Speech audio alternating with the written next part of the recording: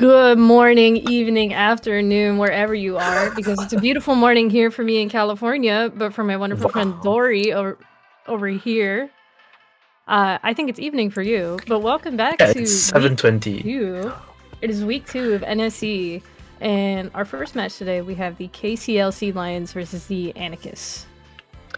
Nice. As we should be familiar by now, but I'm just going to go over the kind of general rules that we are taking. So, the first point in this best of five, is a turf war series, mini series of 3. So you play up to 3 turf war matches, and the team that wins 2 of them gets assigned the first win in the overall set. This is a really fun way to include turf war in the format, which is the bread and butter of Splatoon, as much as we would like to ignore it a lot of the time. Turf War is the base mode of the game and the mode that's played most often, I think. So here we are, KCL versus Anarchists. I think the Anarchists are very familiar to people, but the KCL Sea Lions are new to this season. Yes, I was looking earlier. The KCLC Lions are actually not new. I was looking and they have top 8 from spring and I want to say top 2 from the winter season, but the Anarchists shockingly had not made it up that far. So let's see, switch week 2, these comps that we have here. All right. I recognize a few of these names. Some people have used their actual names, and some people have their in-game name. So it's very funny because I only know local players by their in-game names. Really, when we meet at local lands, people just call me Dory, and I'm so used to that I would feel really weird if I saw my real name on it. But here we are, really good players on this side actually, and Anarchists also featuring some of the best players. Nebula, always a regular here. Snipes as well. If Nebula and Snipes both play, I think we know what the result is going to be. Rhythm is a really, really good. Is it Dualies they play? I think so. And Tame, I've seen Tame play for 2.5 years now. Massively improving player, going to +3. So it's going to be fun starting off. Yes, absolutely. And I do want to point out on the side of the KCLC Lions, they do have Z34 there, who is a very notable decaf player. They were featured in SAC Season 10, and spectating that one, it was kills across the board here. You can see them surviving this dynamo shot barely and managing to finish it out and take them out. Hopefully securing this mid for their team here while the rest of them come back in. We have Rhythm on the Viper, so it's a battle of swords. Z34 flexing that gold X rank badge on their splash tag. Even if it's T-Tech, it's still not an easy achievement, so huge on that part. But as usual, Turf War, of course, you kind of play the first 2 minutes out. You don't want to give out too much, and then you try to gain the advantage at the end, and that seems to be the strategy that both teams are going to. That's just like a team fight in mid. The Anarchists are currently 2 up, and so they get to push a little bit. Oh, that's a wipeout. Very, very nice work on all of them. So KCL Sea Lions, they have a minute left, which is, plenty to get turf warred. As long as Anarchists don't get wiped out, though, I think they have a solid grasp on this game. Yes, it is a running joke that turf war doesn't matter until the last 30 seconds, but it is not entirely the case, because there's kind of 2 ways to play turf war, right? You either just hold forward the entire time and don't let the enemy team through, or you play a little more scrappy and skirmishy and you able to work your way behind and really play that. Turf war is only a 30-second game mode. But yeah, not team here. though. And then they have a cooler to push now, and KCL Sea Lions are actually pushing past the midline. They do lose 2 players in 17 seconds. It's just up to them to see what they can do here to try to put as much paint in the enemy's base as possible. You just want 1 or 2 players to run away with it, and that might make all the difference. Who knows, really? Oh, it looks very orange. Very, very solid win here from the Anarchists, especially with that GG Booyah at the very end. This might not be tower control, but the GGs still persist. Yes, and they do. 56% on the Anarchist side, taking game 1. I think they were pretty evenly matched, almost. In the middle of the game when we loaded in, it was pretty much a massive team fight in the middle, and it just happened that they did all happen to go down together for a wipeout. On this map, spawning into the face of tri-strikes, booyah and hammer is no fun at all. So I think they did get locked out right at the end. But that will be the advantage to the anarchists. We denote that on the scoreboard with an A. And if they win here, they get the first of this best of 5. And if they don't, they go to a tiebreaker. Yes, and do note that this is counter picks on Turf War, which when you don't even see Turf War in the first place, how do you pick your counter pick for Turf War in this case? Now, I think for a lot of... Sorry, you go first. We did see that for the Sea Lions, they did play their specials very well for how skinny of a map that Hagglefish is, like you said, with those booyahs and that hammers. So where do you think the anarchists will go from here? Oh, I don't know, honestly. I don't know if they've practiced at all on Turf War, or they just kind of rely on their instinct to go in. Barnacle and Dime is a really, really lockout heavy map. They might not want to switch to that just based on how difficult they found pushing back in Hagglefish. So I think Crab Lake being the kind of widest one might be a good pick. I mean, I'm not even sure I played Turf War on Urchin Underpass. That's such a strange one. But they might pick it because it's it's out of left field. You just have more width in that map, right? Do we have a counter pick? It's Barnacle. Good one. They'll have to find a way out. What if they ever get wiped out again, or their plan might not just stay alive, really? But yes, it is that wide map, like you were saying, going from the hammers and the booyahs just taking up the entire width of the map on Hagglefish to now it's only going to take up the very middle, and you do have those hallways and those little pits on the left and right. And I think maybe with that, it is kind of every drop counts. Yeah. You don't want to just go into a team like that, especially with 2 swords on the side of anarchists. Really, really quick kills if you are falling in midair. There's nothing you can do if there's a sword under you. So they don't want to get painted out. We are just waiting for the one last player to ready up. Presumably they're using the time they have to talk about strategy and how they might want to keep the anarchists at bay. I think the strength in the anarchists is just because they have such talented players. They can take fights all over the map, right? Like they don't have to go in and be more careful. They can just go in and try to win. Absolutely. We see Z34 sticking on that decav, but we also have Tame, who I don't believe was on the decav in the last match. So now they are running a double sword on this map here. I think they were, actually. I think so. I think it was a double decav plus a single sword, but there are now double dynamos as well. So this is almost a mirror match. You have your quick fighter, and then you have a big paint guy. But the KCL Lions look like they're doing really well. 3 down on the side of the anarchists. They are pushing forward. This crab being put to fantastic use, trying to get the last pick. Not quite successful, but that will give them a lot of space here on the plat for the Sea Lions. And it's a very interesting one. You just have Booyah Spammer, right? You just have this guy in the gold aerospray. But if you are too dominant, the value you get from being a gold aerospray and just kind of painting then disappears because there's not much, and therefore they get to walk in like that. The anarchists are back in mid. Yes, the booyah spamming does kind of lose its charm if you're getting taken down constantly, especially if you don't have a cooler to go with it. So if that dynamo can't keep the coolers up and the aerosprays are taken down, then you're losing your booyahs essentially. You'll get about a third of what you would normally get here. And then you can see the anarchists steamrolling into the base here. Our booyahs are not pumping like they were before.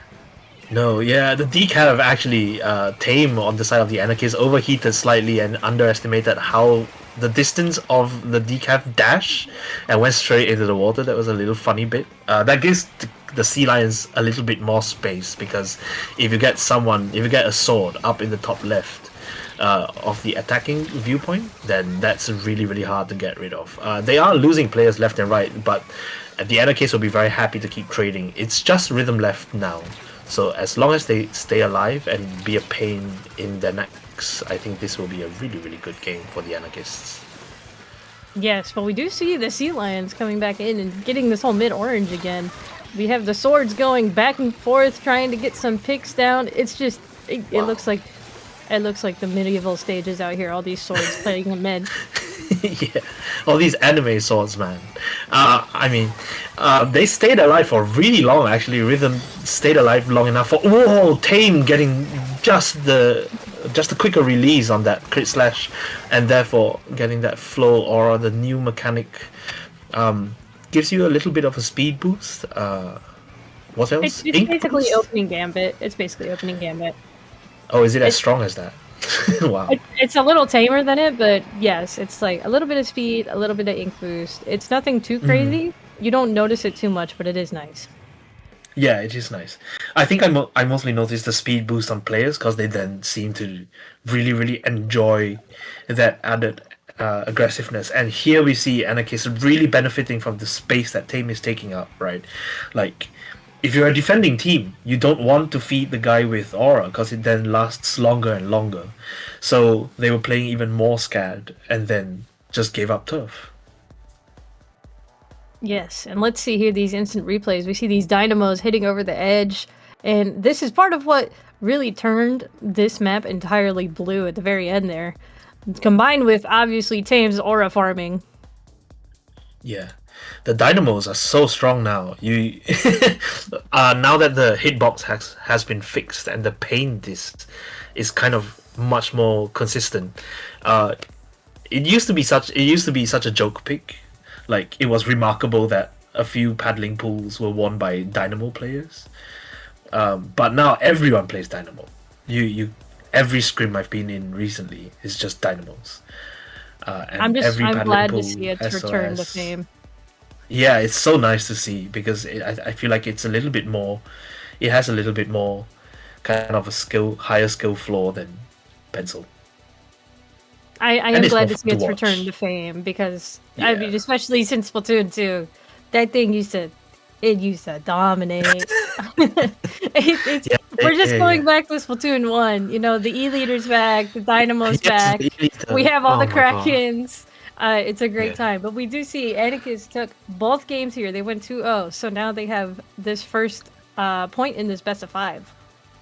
Which we go to tower control on. I think they get to pick the map as well. These are all counter picks from here on. So honestly, I have no idea where the KCL Sea Lions might go.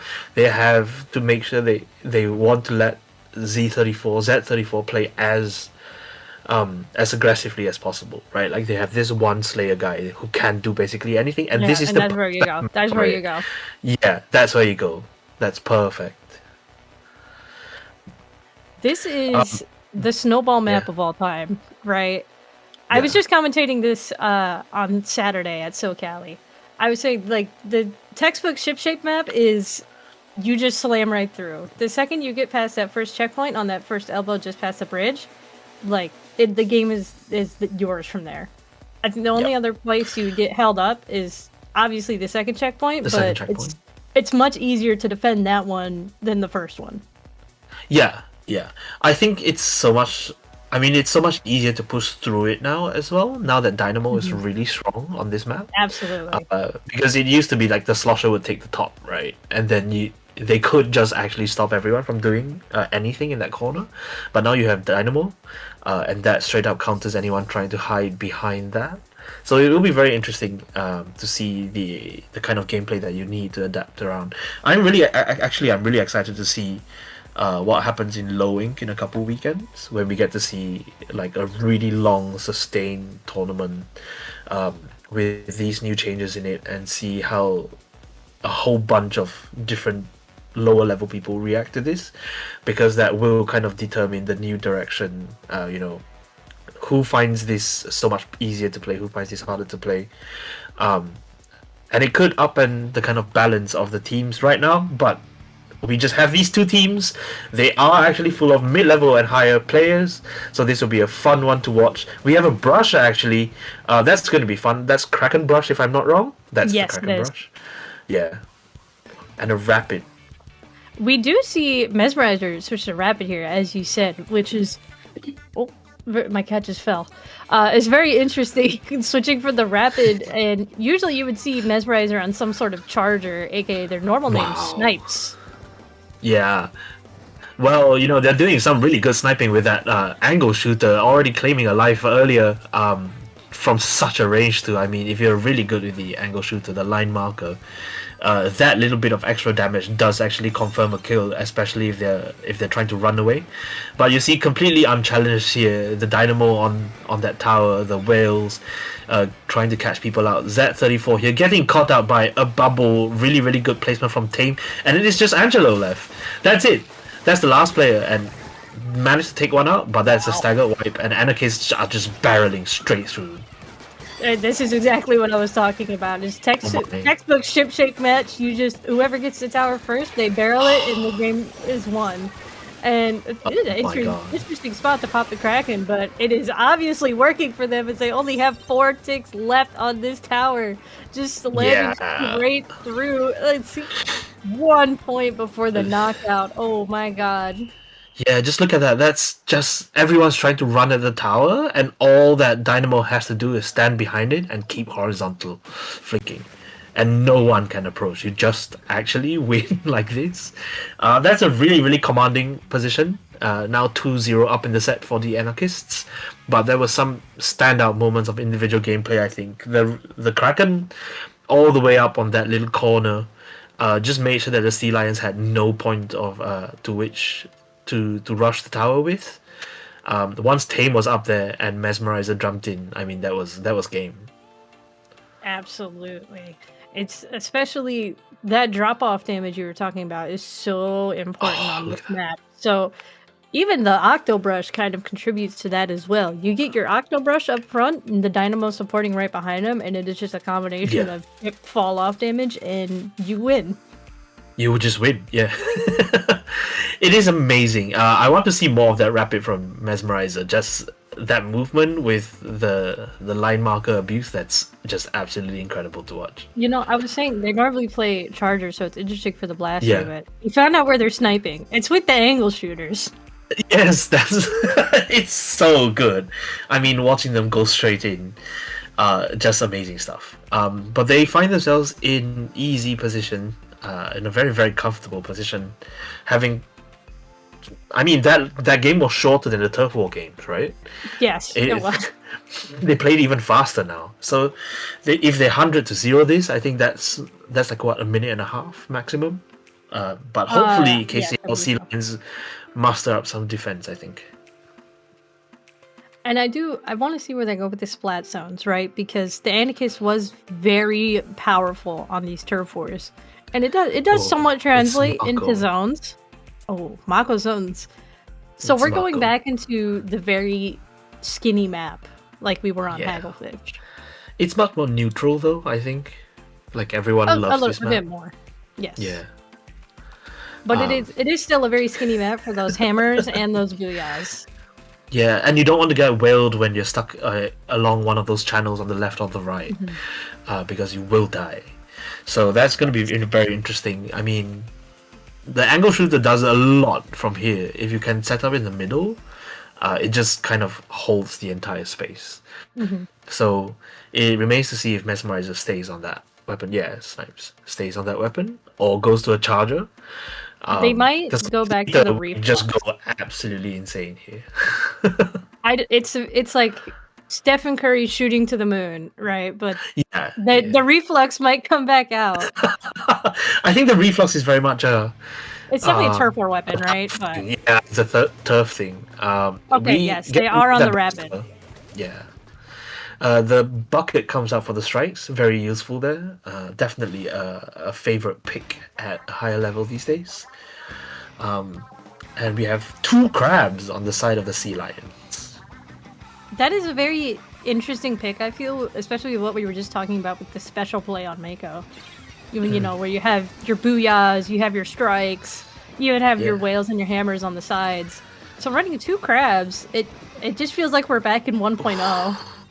Yeah, that's such a throwback, and Splash and Dualies is such a combination as well.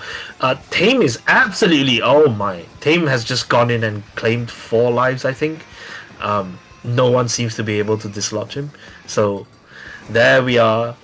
Absolutely taking as much space as they can. KCL Sea Lions did get some points on the board. There were some early points, and the swords trade out. That's such a classic sword thing to do. It's just the classic duels going on everywhere. You have these dynamos trying to get Oh over the my! edges here and get some picks. Getting not too much. We have this one really low, gets the other dynamo down, but the Anakists are still kind of just plowing their way up through, and anyone who does drop down does not stay down for very long. No, but look at the range on that rapid blaster, just perfect to do the right amount of poking from mid. You stand there and you can reach the left platform ledge, and so everyone just finds it really hard to drop down, and they are going to whale now. That gives more information to the team. They take 2 out actually. The KCL Sea Lions finally get to put some points on the board, but the Anarchists are back in control, not without a hefty penalty. Yes, they didn't get too far in, but they did manage to put a hefty 60 points on penalty. So they do have to hold this zone for about another minute 30 before they can actually knock this game out. Yeah, look at these bubbles. I mean, we know one of them is just in a better spot.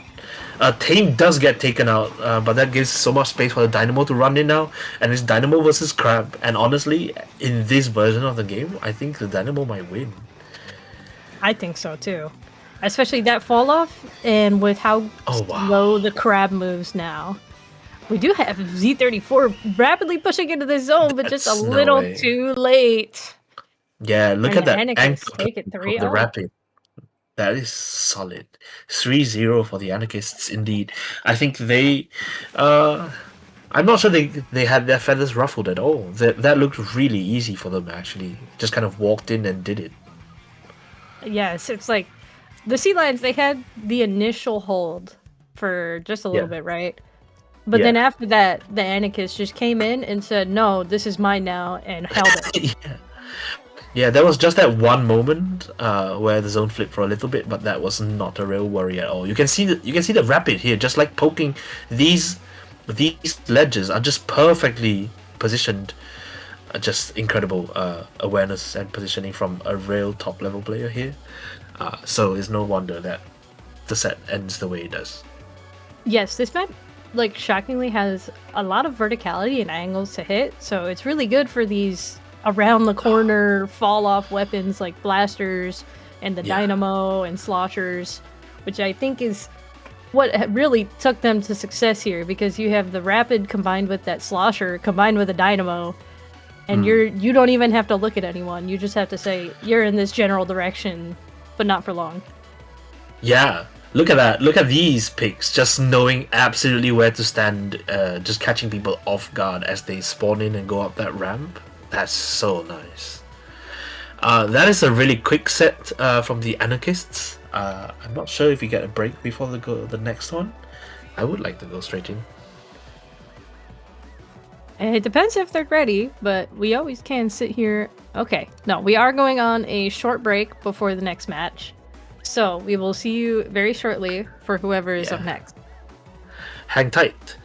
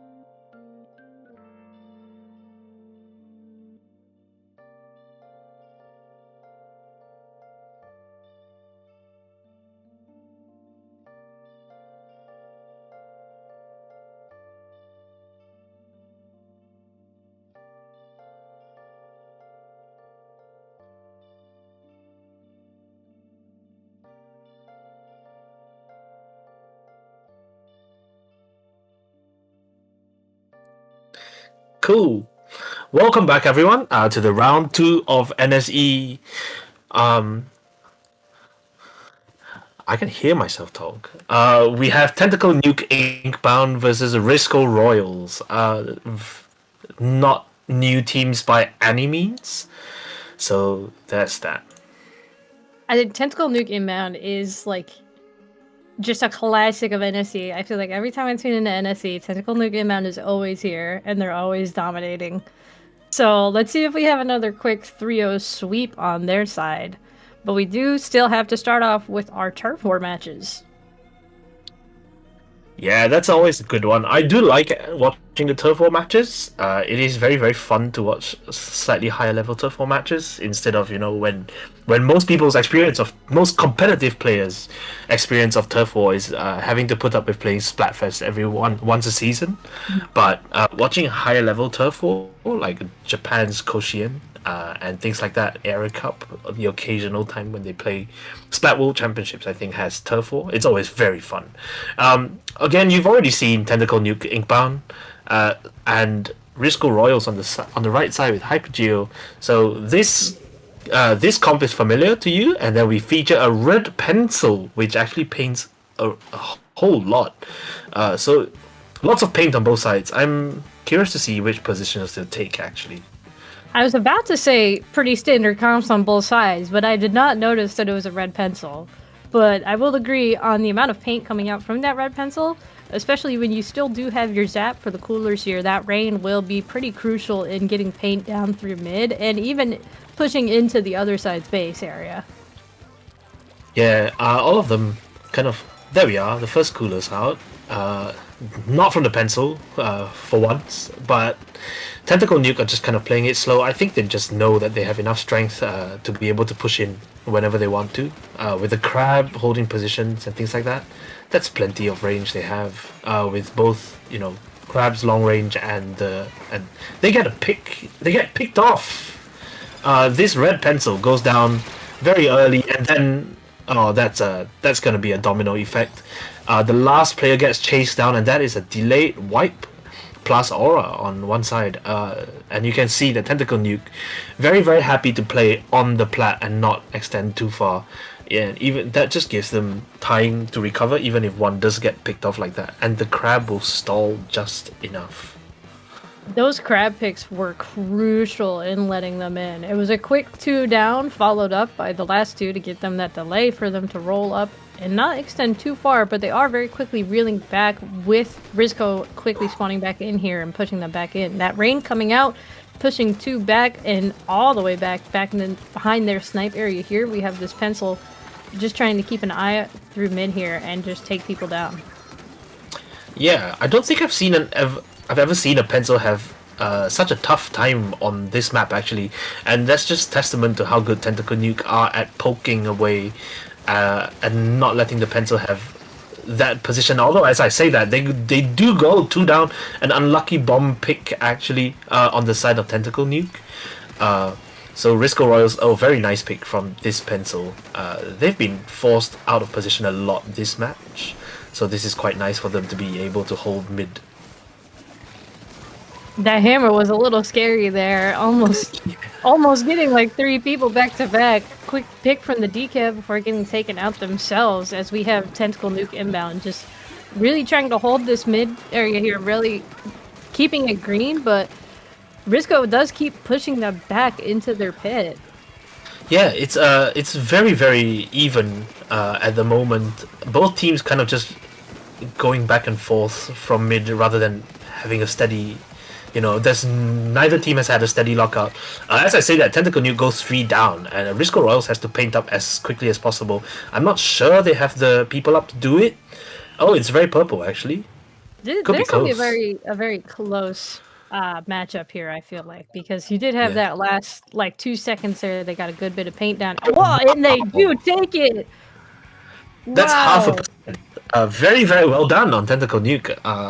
Just painting enough at the end, even though they were 3 down, just pushing them over the line. Very, very well played from both teams. It was super even. You don't see many games in Barnacle and Dime that are this kind of they're just a team fight in mid for 3 minutes, right? Like they never Yeah, it's ever got very a solid hold. very scrappy back and forth. Yeah, exactly like you said. No one ever had it solidly except for maybe like 2 times an entire match. Yeah. There would be one good delayed wipe and they would have it until the other team spawned back in and they immediately get rolled back. Yeah, that's a bit more entertaining. That's also what tends to happen when you watch two even teams. I think the thing about Turf War is that you genuinely just, a lot of the time, it just depends on who wins the fights more on average, and it does work out. 3 minutes is just the right amount of time. I wouldn't want to play Turf War for 5. We have splat zones for that, right? Yeah, true. Turf War on a much smaller area. Yes. And it's up. Is it Splat Zones we're going to this time? Uh, no, we still have another game of turf. That was only game 1. Yes, true. Um, it's up to Counterpick now. I don't actually know where to go. Yeah, it was it Yeah, was they so want close. somewhere. It's hard to pick out where the advantages and disadvantages were. Yeah, they already had Barnacle and Dine. They could go to Haggle. The pencil's really good on Haggle. And pencils tend to stay further back on Haggle and could stay alive more often. Crableg pencil on Greats. There we go. Crableg it is actually. Yeah, I was about So to say crab leg would probably be a good pick with that dread that they also had. yeah, Something to get a little more distance out, a little more chip damage, because it does have that verticality with the grates. yeah.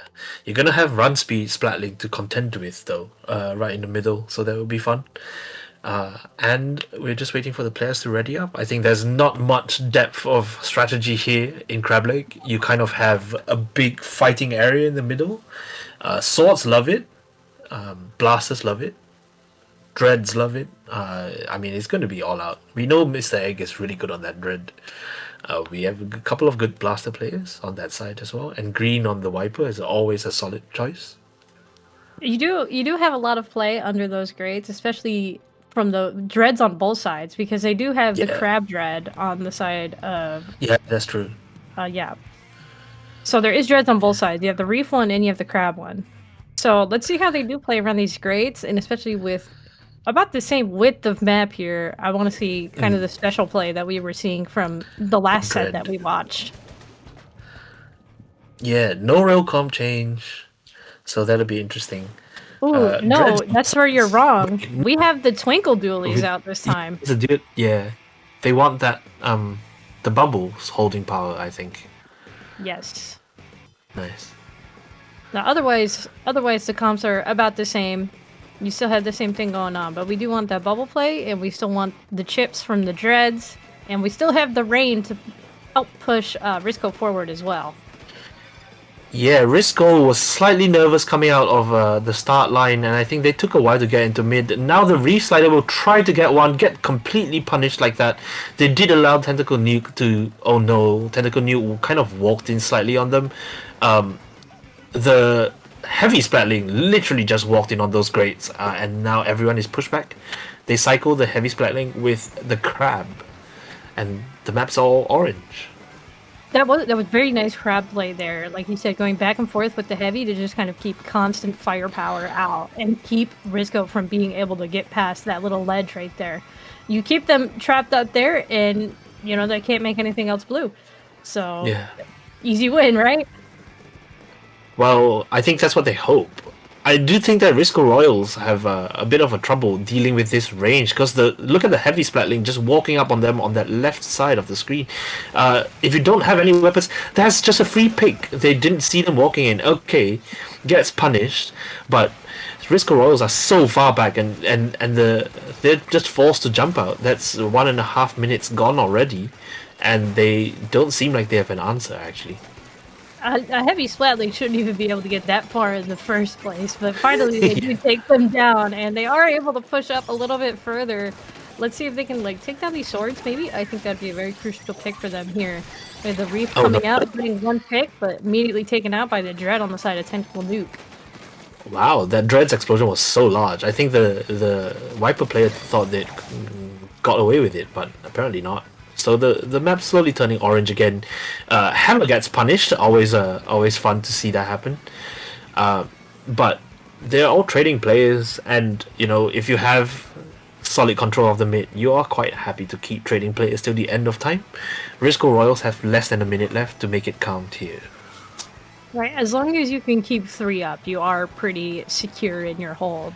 It's once you go 2 down, it's where things start getting risky, but they are able to keep that 3 up all the time. Like I said, they never get less than 2 players up at a time, and they're able to constantly put pressure onto Risco Royals. And even when one does break through, they're very quickly taken down and do not get much of a push out of it. No, they just got completely outpainted here. I think there's nothing the Risco Royals can do against a comp like that when the heavy Splatling gets to roam, and that does look like a solid Tentacle Nuke game. They just kind of stood there in court the whole time. Absolutely. Very strong hold on the side of Tentacle Nuke, and that was their game the whole game. That was the other genre of turf war game that I was talking about earlier. You either have your 30 seconds or you have your 3 minutes. Yes, that's true. Wow, I mean, Risco Royals could have easily gone away with that first one, so it is very interesting to see if they realize what works and what doesn't. They just struggle for range and paint output here. And if we go to turf, if we go to splat zones, that's just going to be something they have to think about. They are going to have to think about how to deal with the strengths of that crab and heavy splatling combination. I think it also depends on the map that they go on here, right? Because certain maps, that combination won't be as powerful. Obviously, it's still a very powerful combination if you play them together, right? Like the cycling that they were doing near the beginning of the match. But there is some maps where it won't work as well as others. That's true. I wonder what they can counterpick to. I hope they're thinking about that, because they look like they were just completely outranged in this turf game. They did fine on Barnacle, I think, with that verticality, but on a map that's as open as this, as Crab Lake, that was a bit painful to look at. Yes. So let's see what options do we have here for this. I'm trying to think what would really be in their favor for their combos that they like to run. It's tower control next, so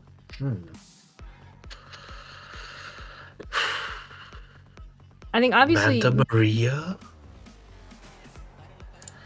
That is See, I never see that played, right?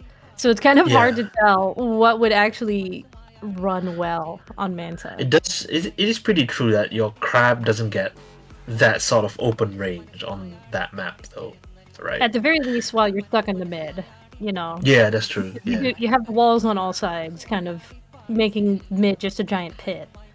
But we are going the classic. We're going Inkblot, Art Academy. Inkblot. Possibly the most neutral map in the game, I think. Absolutely. Neutral map mode, yeah. A firm favorite, always a good one for a tiebreaker, and I'm not surprised they counterpick this just to kind of play to their strengths, to be allowed to play to their strengths. I think Tentacle Nuke are very, very fierce on this map as well, so they did play this map in the previous round, so here we go.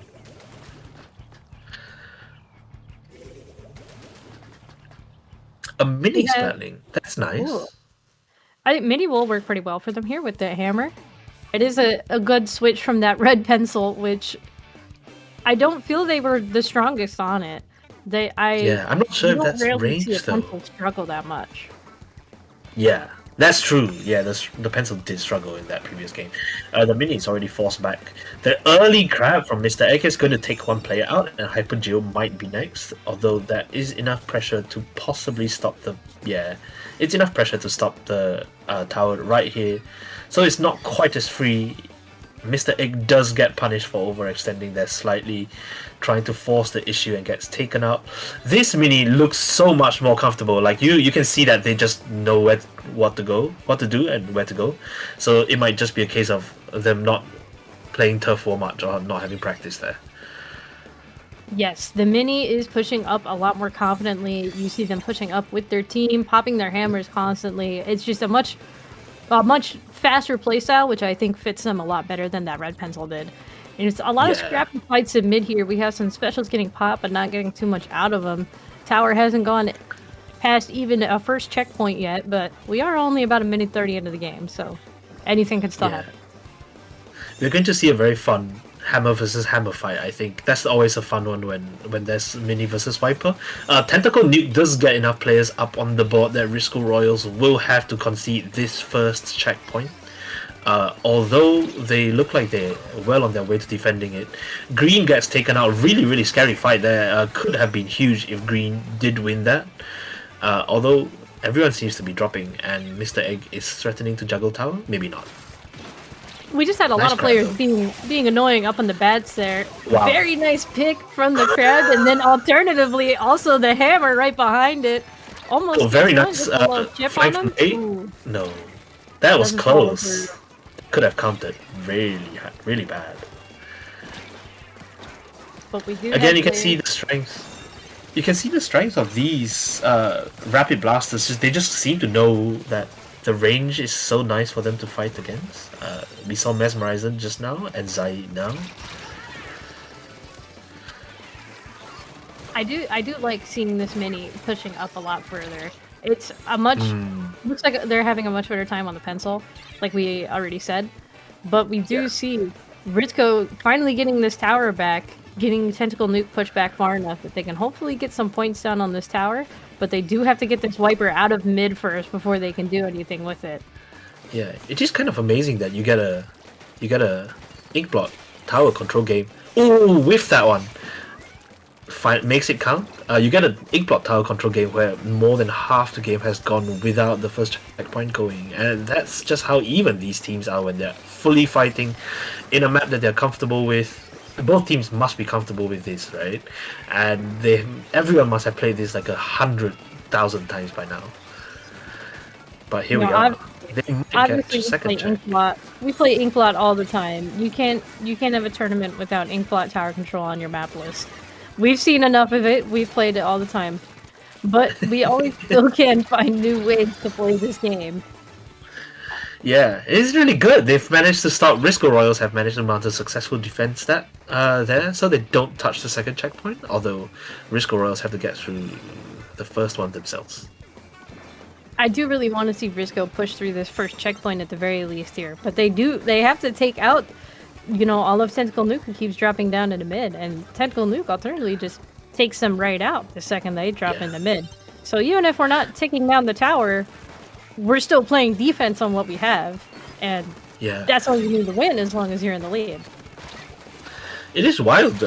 Tentacle Nuke are playing it like a dive comp, even though their weapons are not traditionally, what they're thinking, but they're playing so fast and they're holding forward. And really almost, it seems like they don't mind going one down anytime. They just go. And it seems to be able to force the issue now. They are threatening to take that second checkpoint. There doesn't seem to be anyone from Risco close enough to make it count. Oh! As I say that, I've jinxed it. There was a huge series of picks on the side of Risco Royals, forcing them all the way back to spawn. But at the same time, it was also a very big pick on Tentacle Nuke.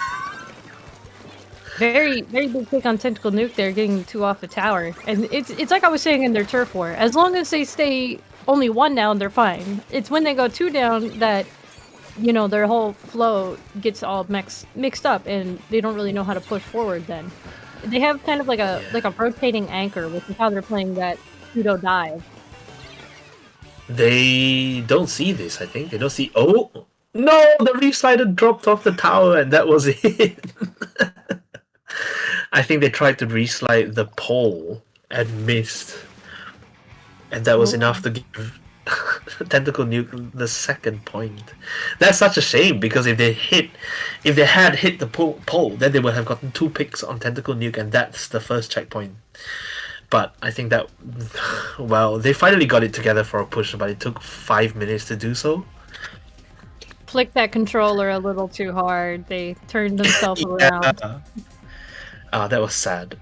They did put up so much better of a fight here now that we see them in anarchy modes and getting the right picks and getting the right splats.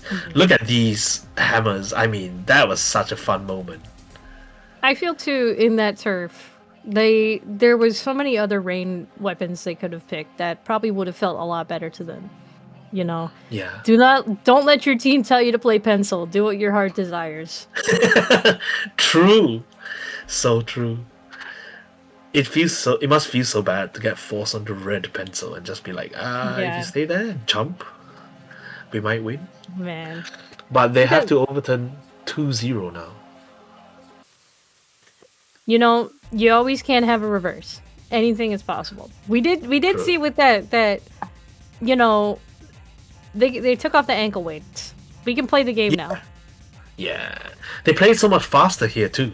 Yes. They were not nervous. They looked so much more confident, and I think, despite the way the game went, they can take a lot of encouragement from how so much of the game was an absolute stalemate. Like, it was just stuck in the middle. Everyone was getting the right picks, the right defense to stop the tower, and it was, I mean, neither team looked like they had an advantage, right? So Those kind of pit maps are working a lot better for them too. So yeah, like Inkblot's kind of a pit. Mako, this is what I was saying. This is kind of a pit too. This will work yeah. really well for You them. go to the mid. I feel like. I mean, potential for some huge hammer plays here too. Yes. Hammer throw is always a fun one on this map. I love throwing hammer on this map as a wiper player. So will be fun to see. The crabs, of course, very dominant, so they'll still have to deal with that. And if the heavy spelling is allowed to put wave breakers around, then that's going to remove so much of the surprise they can have if they play it right. So they're going to have to find a proper solution to that. The mini is really, really doing wonders for how much more aggressive they are, though. It does. It fits their comp a lot better than the red pen did. Yeah. They're actually able to fully push up and really put up a fight against Tentacle Nuke. They just have to do something with it. Yeah. Well, Zones Marco, also a very, very neutral map. I think we played it for 5 years of Splatoon 2, and we've played it for 3 and a bit of Splatoon 3. There's no more Stingray. I think that's the best improvement. There's no more Stingray and missile spam, which has made this map so much more fun to play. But we have the missile spam with the Frozen Pro, but it's not nearly as bad as it was in 2. It's nowhere near as bad as it used to be. I'm curious. That's Splashdown. The Splashdown is very useful. Splashdown dualies, of course. And we stay on the mini, and the Reslider cheese is going to help them a lot here, I think. Yes, it's pretty similar comps to what we were running last time. Just things to fit a little bit more on Mako. Yeah, they get points on the board too. Yes, very quick cap on the side of Risco Royals, but it looks like it's very quickly, maybe not taken back by Tentacle Nuke. Oh no, they do have it. Yeah. We have that crab coming out on the plat with the back. Yeah, crab coming out on the plat with the mini poking around the side, trying to get some picks right below this stack here. Gets one. See if they can get any more. Oh, they've missed that Reslider again, but managed to jump out. So there we are. I think it actually took Risco Royals quite long to lose their first player, nearly half a minute. They played that really well at the start, but didn't force the man advantage they have. Why? Oh, that's a good hammer. Saving the hammer for the crab is always a 100% neutralize. And the Reslider makes it a cap. So, yes. Yeah. 3 down on the side of Tentacle Nuke. They will enjoy rushing down that last player and going straight in. Look at this mini, just living such a so much more comfortable life here. Just chucking it there, hoping to get someone. That really was beautiful special play on the side of Risco Royals to get them a super strong, dominant hold on this zone here. You just have them all up in the snipe flat. Whoa, hang on. What happened? The splashdown. It was a splashdown which capped, but then there was a wipeout on the side of Tentacle Nuke, and that is so fun. We get another attempt at a hammer throw. Not successful again, but the mini is in great position to stop anyone from coming in. I mean, does it really matter if it's successful if you're still just holding them right there? If you're not letting them out, I think it's still effective. We had Tentacle Nuke so cool. 2 down. Yeah, Tentacle Nuke have gone 2 to 3 down on 3 or 4 occasions now, and that will be the lead to the Risco Royals. They're going to feel so much more confident here, rushing in one player. They don't even seem to worry about that crab anymore, and that unfortunately means that Tentacle Nuke will get the picks they need, and manage to go in. Hyper go in for that. What? Amazing kill! Picking up the cooler as well to make it a quick respawn. God, I wish that had followed through. That would have been really crucial for Risco Royals, but sadly they don't, and Tentacle Nuke still in control of the zone here. Big splash down, taking out the bubble and one other player there. Tentacle Nuke just getting really back into that steamrolly play that they love to do. Okay, Risco Royals need to just gather their thoughts here, because if they're just walking into a possible splashdown and blaster, then they're not going to be able to recap the zone at all. They're one player down. You know that this restarter needs to come out in the right spot, and they know that as well. So they're trying to cancel that will cap zone very nicely. Gives them just a new lease of life. We have 60 ticks on that penalty. So Tentacle Nuke have to deal with at least one more big push. I just know they're sweating really hard right now. This is such a clinch match. You have 1 point left and they're just put penalty points on them. They weren't really able to hold the zone much longer. We need some real Hail Mary plays here if we want to win this match. No, I think that splashdown might have caused it. And the hammer not getting anyone there means that this will unfortunately be Game 3 for Tentacle Nuke. That was so much better played by Risco Royals, though. Look at that confidence they had, and then they just kind of they got anxious. I think they wanted to win that, and then they didn't respect the crab, and then got reversed on. The score does not tell the story here, right? All you see is a knockout, but you don't see the pushes that we had in this match. And just the back and forth and the absolute clinch of the 1 point with penalty points. Yeah. This hammer throw was so nice. Just enough to take out the crab and then give them the space to walk in to stop the bleeding there. And then a really, really great sequence of play to go from 100 to, well, just under 100 to 30 and take the lead even. That hammer onto the crab, I think, was definitely their most crucial play of this match. And then, with the mini camping right under those snipe ledges was also what kept them in that hold for so long. Because it's like I was saying earlier, if the hammer misses, it doesn't matter as long as you're still holding them in the same position. Yes. A hammer is used to scare people out of the way, right? Like the 220, the potential of just getting hit by a one shot means that people will clear a region. However, they didn't really play up on that. I think a couple of further hammers didn't get the value that they wanted because Tentacle Nuke were prepared by then. Mm-hmm. And that's 3-0. Risco Royals were improving, but ultimately unable to take a point. I do hope that in the future weeks we see some really good plays out of them. I feel like maybe this matchup just wasn't meant for them, but they definitely have some other teams they could go against that would give us some really, really good matches. And not to say that this last one wasn't really good. This Splatstones match was actually, it was tight. I would love to see some of the other teams. NSE is, a fairly young affair, and in 2023, I think they had a shot. The winner of NSE actually had a shot at the UK Championships.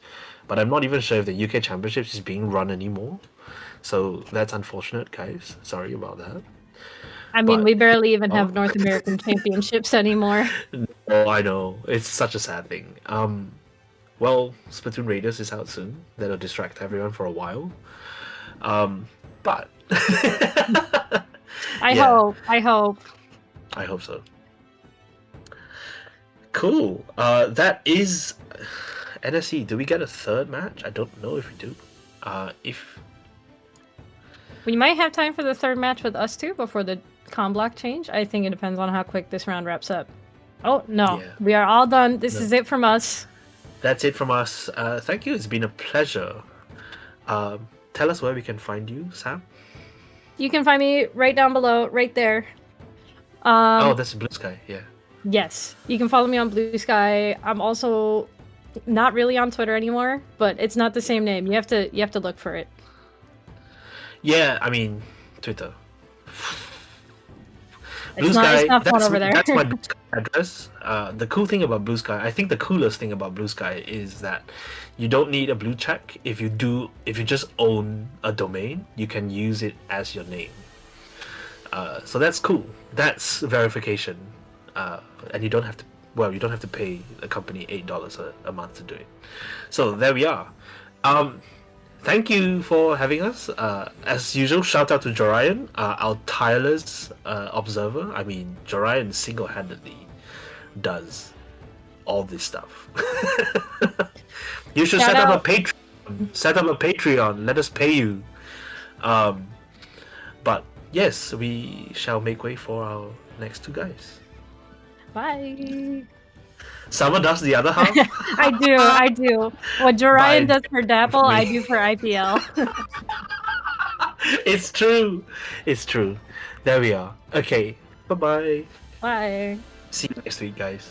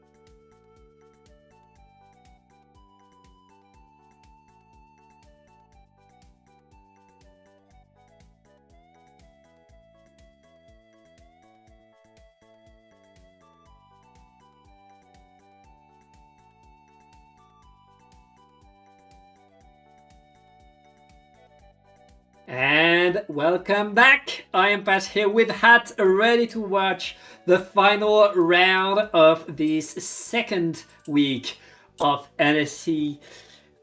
We have a lot to show, Hat. A lot has happened today. We've seen teams go fast and fight hard, and we have a great match to show you right here. On the one hand, the Anarchists, I mean, they won the last split. They are the NSE champions in title right there. Tentacle Nuke inbound, a very strong team as well. Yet to get the title, but I mean, they're the kind of team that can force Anarchists to work hard for what they have. So we'll see how they're able to do, Hat.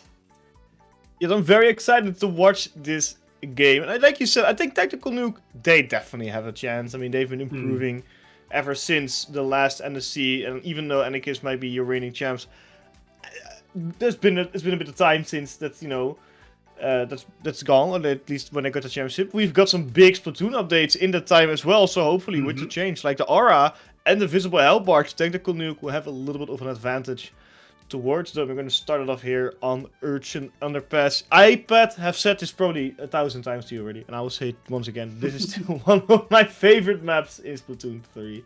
It just brings back so many memories for me.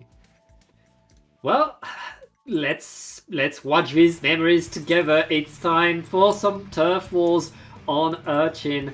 And yeah, I mean, this is the kind of map where you go where you want to fight. This is the kind of map where there's always something happening somewhere. And I mean, in Turf Wars, control of mid, the ability of one team to get in there is going to be very important, especially since there's always a way back onto there, because there's all these nooks and crannies and hallways to the side. Yeah, looking at this team composition, I already see a Dread Ringer on the side of Tentacle Nuke, so they're bringing an interesting weapon for this map mode. I also like seeing that little reflex bow on the side of Anarchist. It's a very strong, reliable painting weapon. Special already out of there. The Dynamo Roller as well, which got splattered earlier already. It did get a buff, and so my friends played all the Dynamo. It somewhat seems usable now. So let's see how that's going to go here in the Star War game. Both teams are fighting over the middle. No team really has made a big push yet, but we do see Tactical Nuke getting a lot of grounded, or they're looking with the specials to get some splats here as well.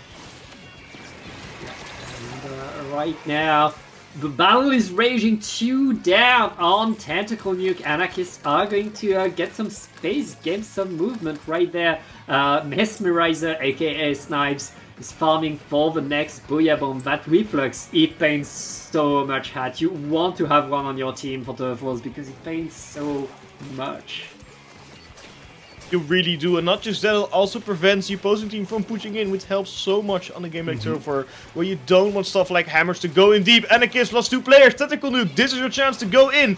We do see the 2 of the paint heavy weapons, the Splatana and the Reflex are still alive. Big splat for Zaid, is looking to go get more splat. Booyah Bomb's gonna stop him though. Big splat onto the Splatana for Tactical Nuke as well. Anarchist is trying to gain their ground, but Tactical Nuke slowly but surely pushing it forward. Ooh, reflex against the heavy. Little bit too greedy there, because that reflex got a very beautiful splat, and that will help them a ton in the defensive pusher. Yeah, great moves right there by the Anarchist. Oh, very nice. On the jump. Yes, they can. Huge move right there. We're about to enter the last minute, and the Anarchists are taking control over mid. Now that last minute, that next fight could decide a lot. Had both teams trying to take control. The Blaster is going to open fire and get a splat.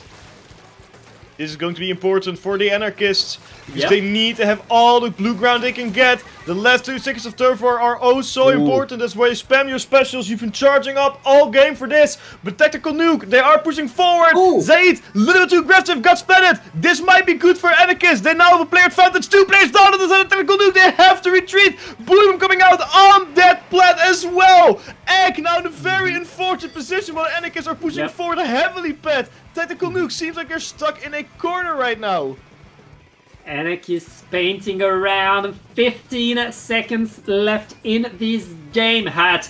And right now, Tentacle Nuke needs to push, needs to fight their way forward. There isn't much time left, but Hammer needs to hit. I don't think they even have the time to paint. Do they have the time to paint? Wait! They're getting a lot of splat. Oh, It's close. It's Gonna very be close. I saw the little player on the right side as well, on the Yeah. bottom. I don't think that helped enough, but it's wow! Very close. I'm genuinely surprised.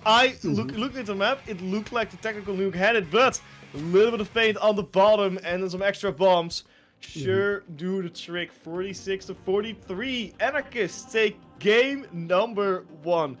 And we are all in the West here. This is something I love about the NSE. It's the fact we also have some turf war in here. I mean, I know this is somewhat, oriented to the bit more of the casual side of Splatoon, and turf war definitely helps with it a lot. But those games at the end, it gets like very impressive and so super close. I mean, look at that. When the tactical nuke here were losing, suddenly they got 3 splats at the right moment and got a ton of paint on the map. I mean, you add 5 seconds to this game and Tentacle Nuke wins. That's how close it was. Very much, they were so close to getting back. But Anarchists take game number 1. Now we're going to Tentacle Nuke's counterpick. I am wondering what they are going to counterpick here. I mean, they have a lot of options. Yep. So, I didn't even finish my sentence. I didn't even talk about it. It is the lovely, lovely skyscrapers. I think for the comp they were running, this is a very solid map. Yeah, I think Crablet Cannibal could help them a lot, and especially it's not the best map for a Dynamo compared to other weapons you might have in the back. Having a bit more range could allow Tentacle Nuke to really take more control, win their fights, but of course, I mean, the Anarchists have the tools, have the ways to get some range as well, so we'll see what these two teams do. Of course, if you're new to NSE, we're starting with a best of 3 of Turf Wars. That's going to be only 1 point for the best of 5 in total, which will be around all of the modes. But yeah, for now, Anarchists have pretty much half a point. We'll see if they manage to turn it into a full point. Only 1 game. It should definitely be easy to get that full point. However, I think Tactical Nuke, I should say, they have a bone to pick with them. Losing at only 3% with such a beautiful ending push, that left them with a little bit of a sour taste in their mouth. So I am sure they're going to try everything to reclaim that 3% and push it into a victory for them. Let's see if they got any major comp changes. Splatling on the side of Snipes. They opted to equal the playing field. Rapid Blaster Pro as well on the side of Tactical Nuke. So they're opting to go full aggressive mode. And I also like to see Rhythm with the Tri-Strike Brella. It's one of those weapons you only really see in NSE, but it's so fun every time it's on the map here. Yeah, that Rapid Blaster Pro is such a good weapon to camp the ledges, to be so dangerous. Whether under the grates or under the ledge, that Rapid is a force to reckon with, and that's a very nice weapon pick by Tentacle Nuke. But for now, the Anarchists are taking first control, are able to set themselves around the map as Tentacle Nuke, thanks to the crab, are able to create some space, paint around. Now the big question is, will they be able to drop and go back onto the center of the map? That's the big question indeed. The Anarchists do actually have a ton of map control here. But it's not enough yet. Tactical Nuke still has a moment here of glory, and that's 1 player down by the heavy Splatling. Looking at the second, Dynamo pushing up forward. Can he get it? But yes, they can, and Dynamo somehow still doesn't splat in this version of Splatoon. 2 players down inside of the Anarchists. This is Tactical Nuke's moment to push, but the 52 gal has something to say about that pet, as they're defending with their lives in order to not get splatted by the hammer. Right there. Tentacle Nuke kind of forced away from mid as Anarchists.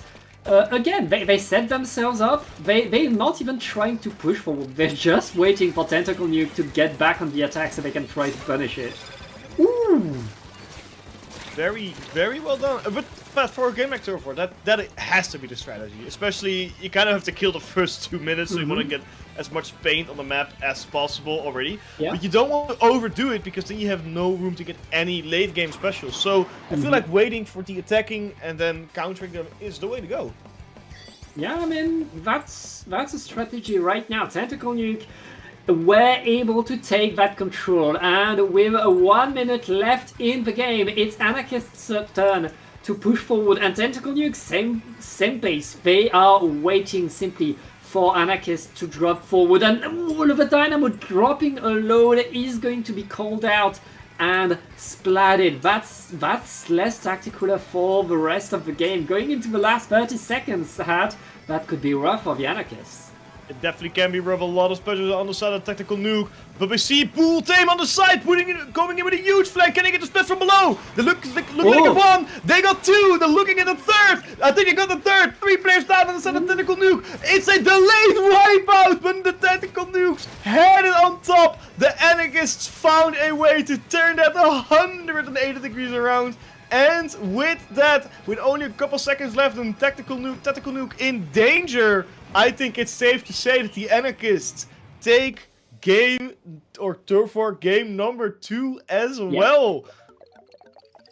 Yeah, that's a nice victory by them. Once again, we see both of these teams able to take control, able to push in, but at the end of the day, the Anarchists got that final fight, and they completely control that final fight, really setting themselves, making sure nobody could escape, and forcing Tentacle Nuke to, in the last second, try to come back from this point, but they didn't even have the time to do that. Beautiful game by the Anarchists. They take the first point. Very well done. Looking at the flank from the 52 Gal there, just from below, I don't think Tentacle Nuke had any idea that was going to happen, or didn't even calculate it at all. All of those players were on those top grades there, and that cost them so much. Looking at the bracket here, Pat, like you said, the first best of 3 was Turf War. It counts for a single point in this best of 5 for the Anarchists. So now we are going on to the ranked game modes, and our first ranked mode of today, or at least of this round, is Tower Control. Yep, that's the order of the day. Tower Control, very positional mode, of course. And I mean, we saw a blaster on the side of Tentacle nuking down. That blaster, I mean, a blaster is going to come back. If you have a blaster on your team, you want to bring it for Tower Control, whatever the map is. And speaking of map, Tentacle Nuke, it's their turn to choose the map once again. They are going to go onto a Hagglefish Market, it seems. That's a good map, I think. It's, well, I mean, it's a bit overdone. I mean, everyone picks Hagglefish Market, especially as the first counter picks. But it does make sense. It's a very well-versed and balanced map. A lot of weapon compositions work on there. It's relatively safe, but at the same time, Pat, that can also be risky, because we already saw the Anarchists beating that Tactical Nuke twice in Turf War. So getting a map mode which is very balanced now can actually be, well, not in your favor, because the Anarchists, for them, it's also a very well-versed and balanced map. So I'm interested to see how it goes for the Tentacle Nuke. Like you said, they did have that blaster, which can switch between custom blaster and a custom range blaster. And they also have that heavy splatting, which can do a lot of supportive as well. But don't forget, the Anarchists also have Snipes, and Snipes is really a menace in the competitive community that we usually cast, let alone the NSE here. So that's definitely something I have to worry about. That giant tent in the middle, or on at the end of their base, that's definitely a spot they want to defend at all costs to just prevent Snipes from being there. Yeah, as you said, Tentacle Nuke, they know the objective. They fought the Anarchists before. They know what they need to do. They know what they're facing. And yep, they go on to Hagglefish. As you said, it's a classic because people like playing on here. There are lots of different strategies that can work. And yeah, Tentacle Nuke, ready to face it, ready to play it. And there's the blaster, a Rapid Blaster Pro being brought by the Anarchist as well. Anarchist, I mean, also bringing Umbrella. I didn't expect the Umbrella. That was not on my bingo card, Hart. That's definitely an interesting one for Tower Control. Same with the Dynamo, actually. So two very interesting weapons. On Snipes opting to go with the Rapid Blaster Pro Deco just to help and counter their team. And it does make sense for the NSE. I also think it's a little more fun if Type doesn't play the weapons that they usually play. But let's see how this is going to go. That heavy splatling on the... Oh, what? 5 players just got splatted. 3 instantly for Tentacle Nuke. But what even happened there? That Splatling was able to defend itself, but was not able to defend its teammates. And right now, Tentacle Nuke are going to go... Anarchists are going to go through the checkpoint. Tentacle Nuke forced to defend, forced to fight from their spawn. And the big question is, can they defend the second checkpoint now? It looks like they're able to get a few spots. They're able to get some control. But Anarchists, I mean, they got a checkpoint. And getting that checkpoint already in the first minute, I mean, we take those. We definitely do. It's a very, very nice thing that I have. The Anarchists are now to defend against Tentacle Nuke. Heavy splatting on the tower. Big shot for that. Decaf, unfortunately, was not enough. Just snipes alive, almost being caught by that hammer. Checkpoint 1 is now being attacked by Tentacle Nuke, and it looks like they're going to get through that one as well. And they're looking to go straight to checkpoint number 2. Drive strikes on that tower to stop them. The Anarchists are playing it a little bit slower now. They know that they really don't want to make any unnecessary mistakes. 2 players are down though, Pat. So this one might actually be a little bit more difficult than they want it to be. Yeah, it is very close, but it looks like Tentacle Nuke is going to reach the second checkpoint right there. Anarchists all around them, though. They're gonna get the lead, but that's all they're going to get. Nice defensive answer by Anarchists, finally able to set themselves back in position. And look at these moves by Babrella, able to really force Tentacle Nuke to not go forward, stay in that fight a bit longer for the rest of the team to get the assist. Tentacle Nuke right there. Thrown back into mid, and we're halfway through the game. Both of these teams are pretty much neck and neck in terms of points, Had.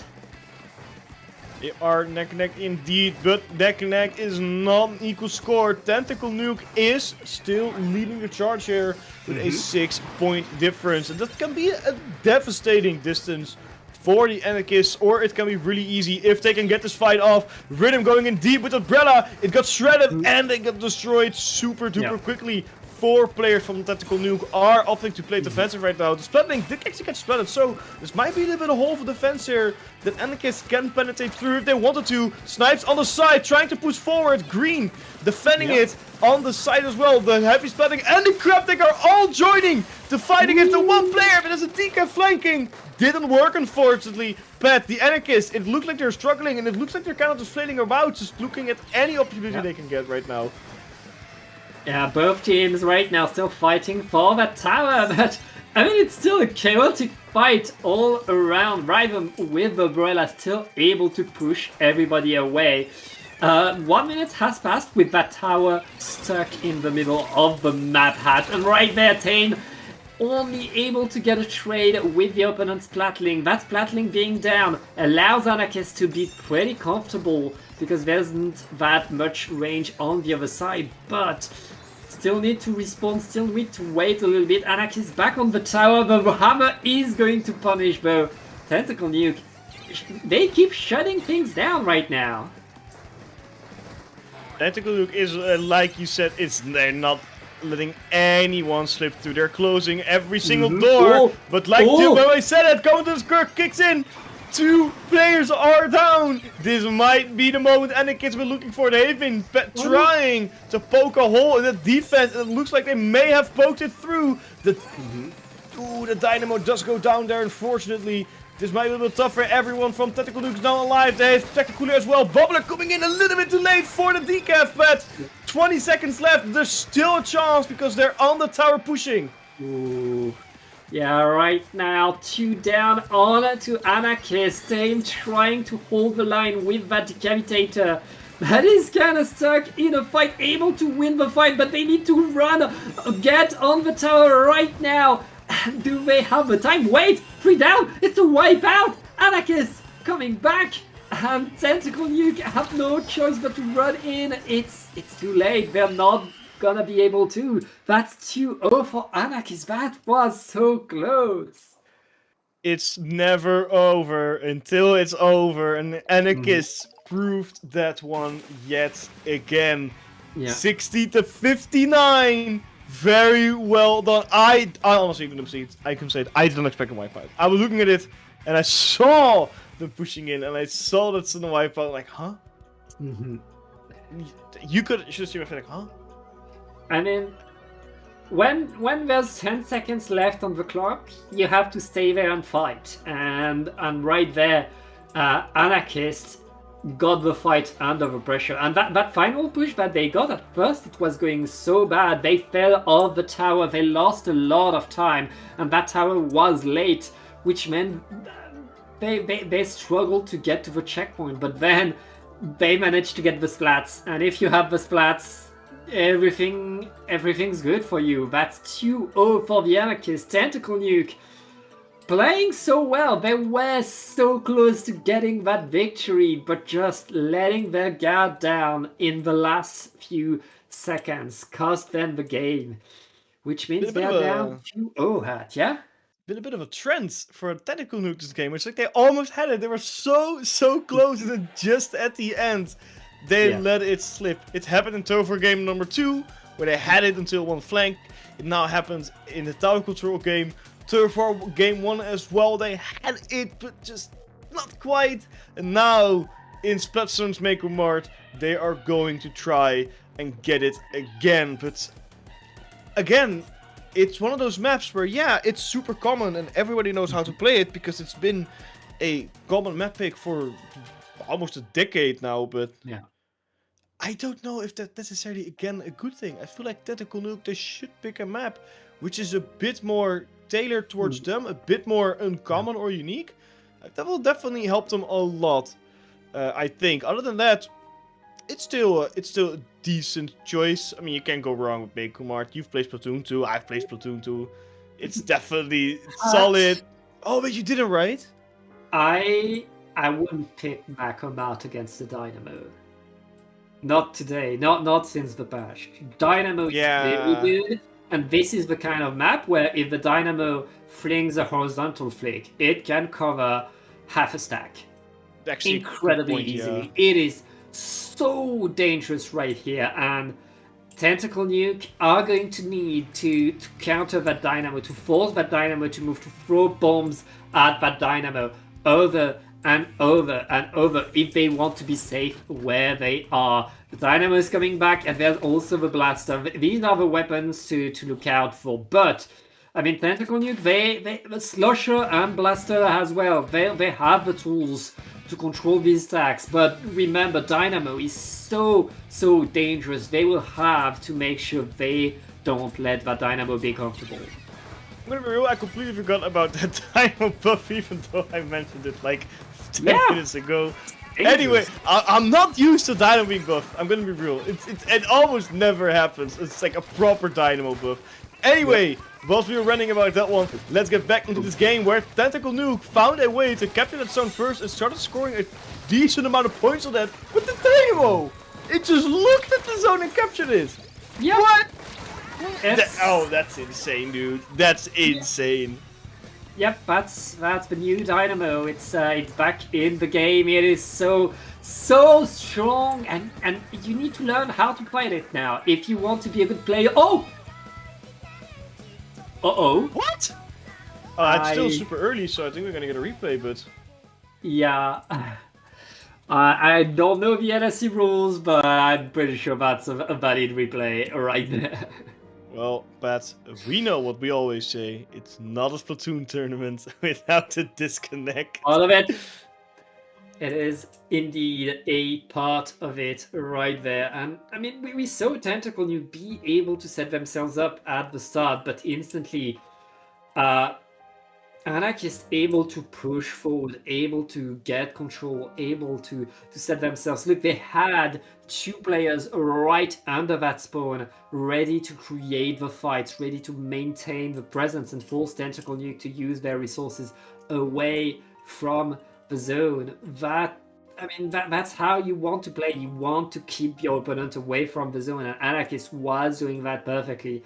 Now Tentacle Nuke, they have saving grace is that they know what to expect now. They know how the anarchists push on here. They know how the anarchists fight on here, what positions they want to take. Can Tentacle Nuke counter that? Can they find the plan right now to not let that happen again? I don't even know what you would do against the Dynamo there if it paints so much.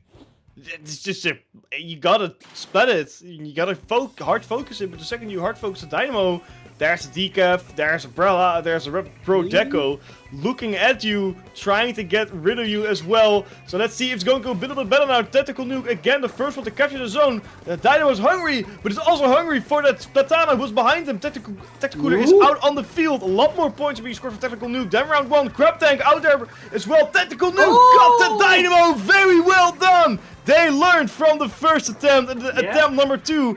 They've been doing this beautifully here, Pat. That's a stronger opening, and that's stronger control for them right there, Green.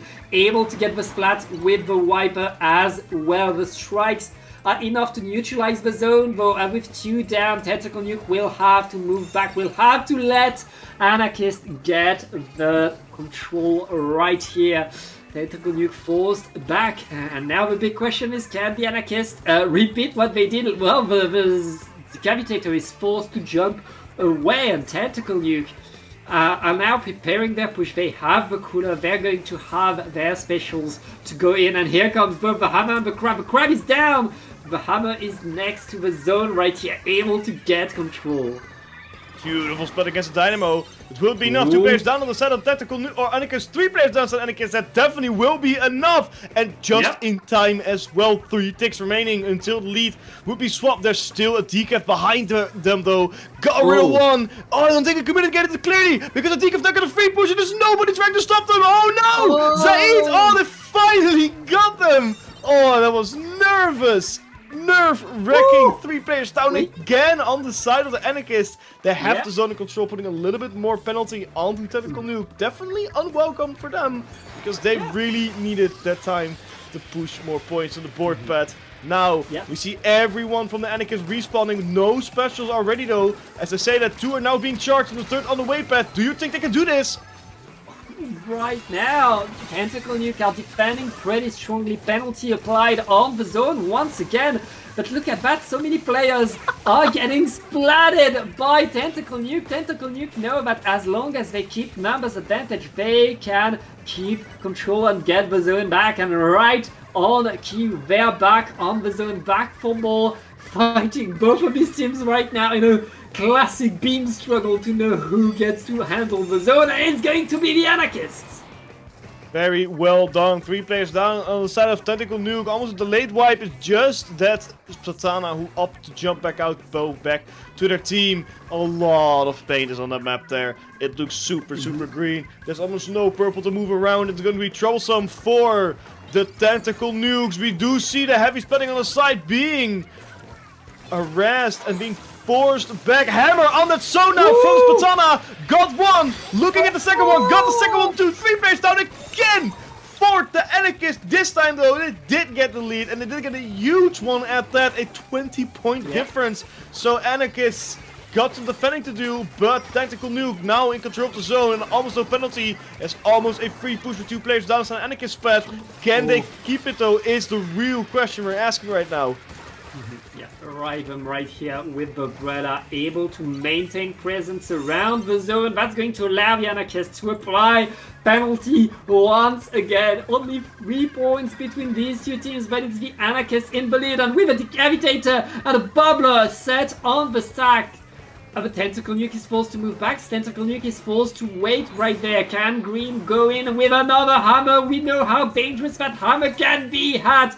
But the hammer is not going to find anyone. They get punished, and Anarchists, done with their penalty, are going to keep the zone and get more splats. Grab Tank is unfortunate, a little bit wrong with the timing. 15 ticks are remaining. Tactical Nuke, you have to go in now and just do anything. Only a couple ticks remaining. Everyone from the Anarchists is focused on pinning his zone. Tactical Nuke comes out, and with a KO on that zone, it is 3-0. Anarchist has won this round of NSE week to a clean 3-0 against Tentacle Nuke. Whilst they had an amazing start, the end of this game unfortunately did not go their way, with the Dynamo being a little bit too strong on the defense, with the bubblers being placed a little bit too well by the Decapitator, and Tacticoolers all around. Anarchist with a solid 3-0 takes round number 3. Yeah. Very well done. I had so much hope in the beginning for Tactical Nuke, especially how they learned from the first attempt before the disconnect. It looked like they had it in the back, and then they just dropped it. Tactical Nuke, I mean, they just showed us that they can fight these anarchists, that they could get a game of the anarchists, they could get a win against the anarchists, but there's a big difference between being able to do it and doing it on demand when you need to. And right there, the anarchists, they have a bit more experience, they have a bit more speed, they have a bit more control, and at the end, these compounds in anarchists winning 3-0. Tentacle Nuke, pretty close, but close is not enough. That's going to be a victory for the anarchists, reminding us why they are the champs. That's definitely for sure. I mean, look at the way they played. They always found a way back. They always regrouped beautifully, and I feel like that's what makes a team good, being able to respond to an unfortunate scenario. And I feel like the Anarchists are doing that very, very well, and they're looking like they're running to get 2 consecutive championships in a row. But I think we still have a couple weeks left before that happens. There's still a lot of stuff that can happen here in the NSE. Last season was already great, and I feel like this one is going to be even better. Yeah, this is our second week of NSE. We still have week 3 to decide who is going to go on to top 8 right there. Of course, Anarchist already in a very, very nice spot to qualify for that top 8. We'll see if they keep doing that throughout the tournament. Right now, they seem pretty unstoppable. But hey, we've seen surprises before. We're going to see more in future tournaments, in future days of this NSE. I believe that is it for us, but it's time for us to say goodbye. And before we do you have something to plug? Well, it's down here. I just checked. It doesn't work anymore, so I think I broke it. But it is Caster Hat on Blue Sky. Just look in Caster Hat and you'll find it. Otherwise, it's at BSKY below it. I'm gonna be honest though, I don't really use social media all that much anymore. So yeah, you could go follow me. I guess maybe I'll post something. I don't blame you for it. Yeah, you can find me on Blue Sky as well. And yeah, I'd like to give a huge shout out to our wonderful observer Jorian. And that's going to be it for us. We'll see you next week for the final week of the group stage, the Swiss stage, should I say. And yeah, thank you so much for watching. We'll see you later. Bye-bye. Bye-bye.